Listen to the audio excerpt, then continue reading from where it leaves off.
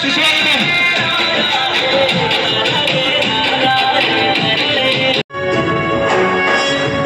జయ హే తెలంగాణ జననీ జయతే కోటి గొంతుకలు జయ తెలంగాణ జయ జయ తెలంగాణ జయ తెలంగాణ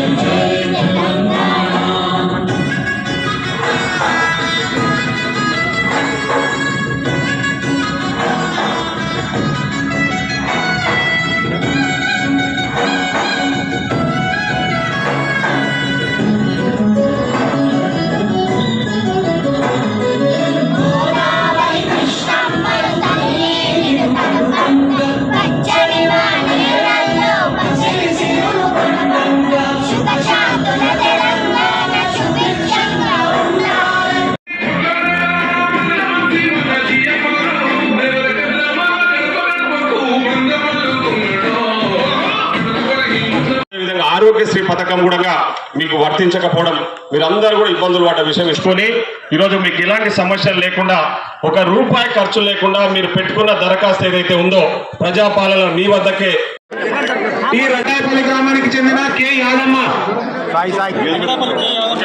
వెంకటాయపల్లి కె యాదమ్మ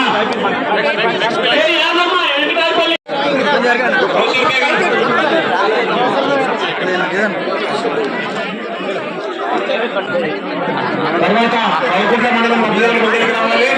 మొదటిగా వెంకటగిరి గ్రామానికి చెందిన లబ్ధిదారులందరూ కూడా ముందుకు రావాలి. అందరూ కూడా కొద్దిసేపు నిశ్శబ్దం పాటించాలి.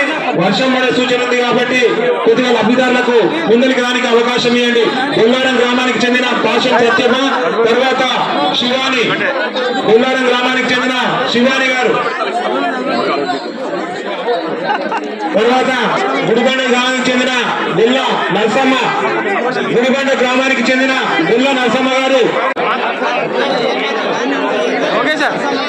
గుడిబండ గ్రామానికి చెందిన అంటే మొత్తం దేవరకద్రలో హెడ్ క్వార్టర్ అన్నప్పుడు అన్నీ ఉండాలి. హాస్పిటల్ ఉండాలి, పోలీస్ స్టేషన్ ఉండాలి, కాలేజ్ ఉండాలి, కోర్టు ఉండాలి, ఇవన్నీ ఉండాలి. 10 ఏళ్ల సారోళ్ళు టీఆర్ఎస్ వాళ్ళు ఒక్కటంటే ఒక్కటి తీసుకురాలి. పోలీస్ స్టేషన్ ఎప్పటి నుంచో ఉన్నది, వీళ్ళు తీసుకొచ్చింది ఏం కాదు. ఈరోజు హాస్పిటల్ ఖచ్చితంగా ఇక్కడ హాస్పిటల్ ఉండాలి. 6 పడకల ఆసుపత్రి అప్పుడెప్పుడో కాంగ్రెస్ ప్రభుత్వం కట్టింది. కానీ ఈరోజు మీరు పక్కనే ఇక్కడ దేవరకద్ర దాటినబడే 100 పడకల ఆసుపత్రికి మననే పనులు ప్రారంభించినాం. అది 1 సంవత్సరం లోపు వచ్చే ఏడాది ఈ సమయం కల్లా హాస్పిటల్ పనులు పూర్తయితే మీరు పట్టమో పాలమూర పోయి చూపించుకోవాల్సిన అవసరం లేదు. అన్ని వసతులు ఆ 100 పడకల ఆసుపత్రిలో అన్ని వసతులు కూడా ఇక్కడనే కల్పిస్తున్నాము. మంచి ఫెసిలిటీస్ తో హాస్పిటల్ మీకు అందుబాటులోకి తీసుకురాబోతా ఉన్నామని ఈ సందర్భంగా గుర్తు చేస్తా ఉన్నా. ఈరోజు దేవరకద్ర మండలంలో ముఖ్యంగా డిగ్రీ కాలేజ్ లేక మీ పిల్లలు ఎవరైనా డిగ్రీ చదువుకోవాలంటే పట్టమో పాలమూర పోయి చదువుకోవాలి. కానీ నేను వచ్చిన తర్వాత ఇక్కడ డిగ్రీ కాలేజ్ తీసుకొచ్చిన, ఇప్పుడు ఇక్కడ డిగ్రీ కాలేజ్ నడుస్తా ఉంది. మేడం ఇక్కడనే ఉన్నారు. కలెక్టర్ గారు కూడా నేను మళ్ళీ ఒకసారి రిక్వెస్ట్ చేస్తా ఉన్నా.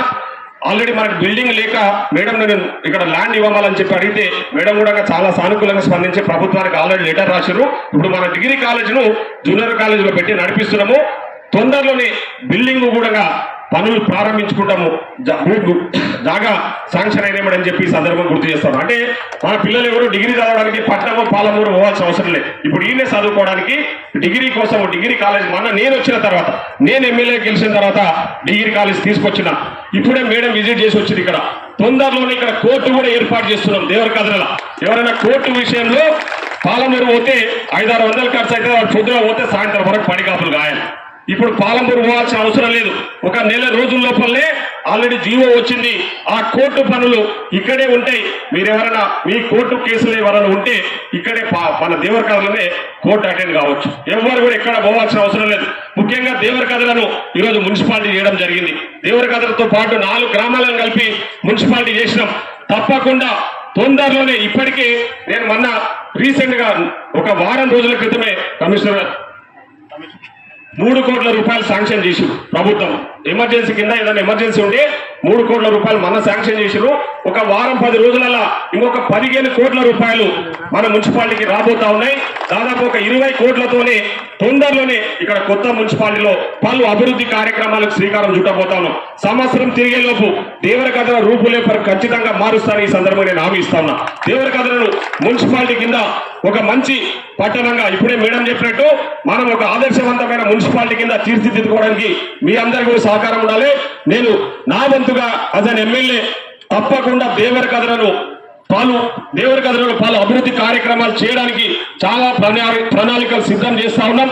ముఖ్యంగా ఈరోజు ఆ ఫ్లైఓవర్ కట్టడం వల్ల దేవరకద్ర 2గా చీలిపోయి పలు ఇబ్బందులకు గురవుతా ఉన్నారు. ఇక్కడ ఉన్న బిజినెస్ పీపుల్ కూడా చాలా సఫర్ అవుతా ఉన్నారు. నేను ఈ రోజు కూడా మార్నింగ్ ఇక్కడ వచ్చేటప్పుడు రైల్వే అధికారులతో మాట్లాడినా. గతంలో నేను పోయి కలిసినప్పుడు వాళ్ళు ఒక అండర్ పాస్ ఇస్తామని చెప్పిండ్రు. నేను ఈరోజు మళ్ళీ మార్నింగ్ నేను దేవరకద్ర పోతున్నా. ఆ ప్రాసెస్ ఎంతవరకు వచ్చిందని రైల్వే అధికారులు అడిగితే సార్ ఒక 1 వీక్ లోపల మేము సర్వే స్టార్ట్ చేస్తాము అండర్ పాస్ కు సంబంధించి వాళ్ళు మాట ఇవ్వడం జరిగిందని సందర్భంగా నేను గుర్తు చేస్తా ఉన్నా. అదే కాకుండా ఈరోజు మన పిల్లలకు ఉద్యోగాలు కల్పించాలని ప్రభుత్వ ఉద్యోగాలు ఉన్నా కూడా